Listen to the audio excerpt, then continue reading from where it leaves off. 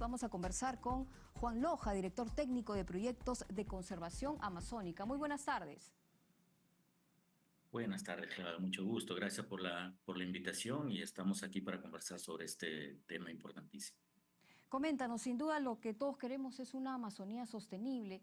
¿Cómo impacta tanto, economías ilegales como la tala ilegal, la minería ilegal y sobre todo vemos cómo la ganadería extensiva también depreda grandes terrenos, hectáreas de nuestra selva? Sí, definitivamente las economías ilegales son uno de los principales drivers de deforestación en la Amazonía, ¿no? Evidentemente, a partir de ahí es que se genera todo este tipo de situaciones, como el mal manejo de las propias actividades agropecuarias, ¿no? La quema justamente está muy vinculado con ese aspecto, ¿no? Y estas quemas que inician en chacras, que inician en predios agrícolas, en pastizales, donde se cría ganado, puede en algún momento convertirse en un incendio forestal, ¿no? Entonces hay que tener mucho cuidado y lamentablemente está todo muy vinculado con parte de las economías ilegales que existen actualmente en nuestro país, ¿no? ¿Cómo podemos hacer como país? Bueno, sabemos que muchas de estas prácticas ancestrales, como la quema de rastrojos, la quema de los restos agrícolas, han propiciado o han iniciado estos incendios que, como lo manifestaban, se extingue uno y al día siguiente aparecen dos incendios más. ¿Cómo podemos hacer como país para lidiar con ese tipo de situaciones? Sí, yo creo que necesitamos tener una estrategia bastante clara, ¿no? Que eso es algo que nos está faltando y no solamente por el tema de quemas, sino en general, los desastres, no estamos acostumbrados a manejarlos, muy a pesar de que sabemos que son recurrentes y en determinadas fechas, los conocemos, sabemos qué es lo que va a ocurrir, ¿no? Pero no tenemos esta capacidad de prevenirlas, ¿no? De actuar de manera preventiva de tal forma que no evitar que ocurra, ¿no? Generalmente estamos siendo reactivos. Una vez que ocurre el problema, que ocurre el desastre, empezamos a actuar para mitigar lo que está sucediendo en ese momento, cuando muy bien podríamos hacer o podríamos tener un plan de mitigación, un plan de capacitación, de concientización, en todo caso, en el tema de quemas, eso es muy importante, empezar a generar conciencia y empezar a utilizar otras tecnologías, ¿no? Sabemos, como tú lo has mencionado muy bien, que este es un tema cultural, ¿no? Está bastante arraigado en nuestras poblaciones locales, en nuestros agricultores, ¿no? Entonces es necesario ir planteando alternativas nuevas, con tecnologías nuevas, para ir dejando de lado este tipo de prácticas, ¿no? Pero no tenemos esa capacidad de planificar y de accionar en ese sentido, ¿no? Sino más bien nos hemos vuelto literalmente en bomberos en este caso, ¿no? Estamos apagando incendios porque no hemos tenido la capacidad de no producirlos, ¿no?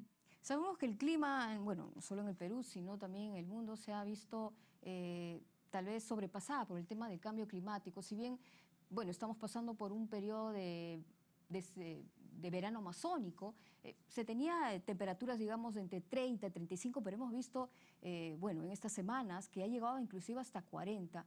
¿Cuánto afecta el cambio climático a vivir ese tipo de situaciones que de acuerdo a lo manifestado por INDECI no se vivían hace como 10 años?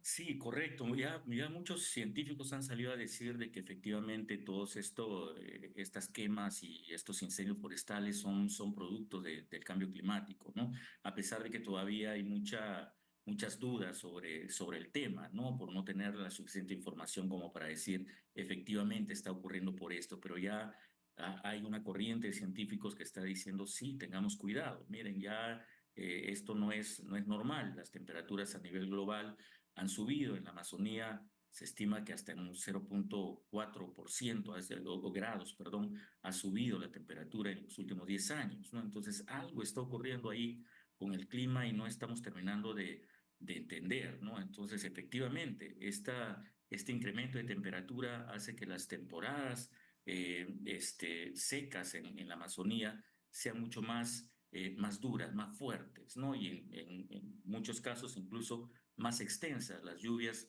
dejan de caer, ¿no? y la temporada de seca se extiende, ¿no? Entonces hay mucha más oportunidad de que ocurran desastres como los que están ocurriendo, ¿no? Y no es solamente en Perú, esto es un tema generalizado, ¿no? Mucho de las quemas que están ocurriendo actualmente están sucediendo en Bolivia, en Brasil, ¿no? Y más bien en Perú, son como un remanente, un rezago de lo que está ocurriendo en los otros países, ¿no? Pero aún así son importantes, ¿no? Y todo lo que ocurre en Bolivia, en Brasil, de alguna forma nos afecta, ¿no? Acá yo estoy en estos momentos en Madre de Dios y en las semanas pasadas hubo un colchón de humo que era imposible poder respirar con facilidad, ¿no? Y ese es humo que viene principalmente de quemas, de incendios que ocurren en los países vecinos, ¿no? Tras superar ese tipo de emergencias, digamos, de aquí a unas semanas, rogamos por ello, ¿qué deberíamos hacer en relación a estas hectáreas devastadas para Eh, recuperar en, terrenos, bosques, pastizales? en estos momentos, efectivamente, se necesita movilizar la acción, ¿no? Yo sé que hay varios grupos de voluntarios que están trabajando en eso en campo. Es necesario seguir brindando el apoyo a este tipo de iniciativas, ¿no? Hay varias organizaciones, principalmente la sociedad civil, varios voluntarios que están junto con personal del Estado, en algunos casos en zonas donde están vinculadas a áreas naturales protegidas. Los guardaparques están trabajando con mucho esfuerzo para combatir estos incendios, ¿no? Yo creo que eso es lo primero que se tiene que hacer en estos momentos, ¿no? Movilizar la acción. El Estado debe entender de que es necesario hacer esa acción, ¿no? Que me parece que todavía ahí nos falta un poco más de empuje, ¿no?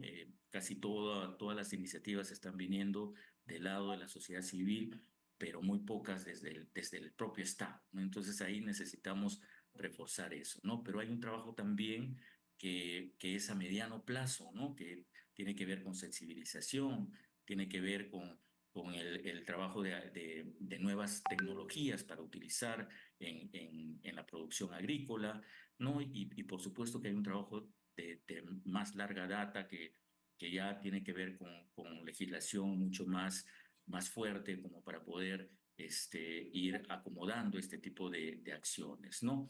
El impulsar economías que sean mucho más sostenibles, eso también es un punto importantísimo que todavía nos está faltando abordar, ¿no? Entendemos que mucho de lo que está ocurriendo ahorita en esta crisis es por economías ilegales. Entonces necesitamos abordar las economías legales, frutos amazónicos, ¿no? Tecnologías para que los frutos amazónicos puedan seguir manteniendo el bosque en pie, pero que generen economía suficiente en la población local como para que vean una alternativa real, viable en la utilización de estos productos, ¿no? Un proyecto Justamente, interesante que leía se desarrolla en Madre de Dios en relación a la castaña y los árboles de castaña que permiten conservar nuestros bosques y también vivir de la economía, propiciar la economía que permita llevar a los pueblos adelante. ¿Qué nos podías comentar sobre ello?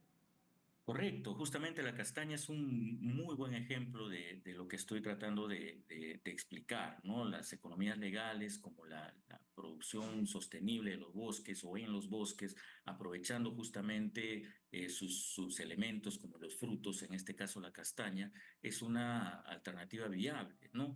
Genera economía acá en Madre de Dios. Cerca del 20% de la población de la región se beneficia de alguna forma con la cadena de valor de la castaña, eso es importantísimo, ¿no? Y se puede mantener en pie más de 1 millón de hectáreas de bosque, ¿no? Eso es impresionante, eso es muy bueno. Y la castaña no es el único producto, ¿no? En la Amazonía hay más de 700 frutos que podemos utilizar de alguna forma, ¿Qué ¿no? otros ejemplos nos podrías dar así No, rápido, el aparte de la aguaje, castaña? el aguaje en Loreto funciona bastante bien. Actualmente también en Madre de Dios se está empezando a aprovechar el aguaje. El camu camu, que actualmente hay una relación empresa-comunidades que está impulsando muy bien la cadena de comercialización del camu camu. Hay otras palmeras como el vicungo, por ejemplo, que se está empezando a aprovechar para la cosmética. Entonces hay varios ejemplos que podríamos nosotros mencionar, ¿no?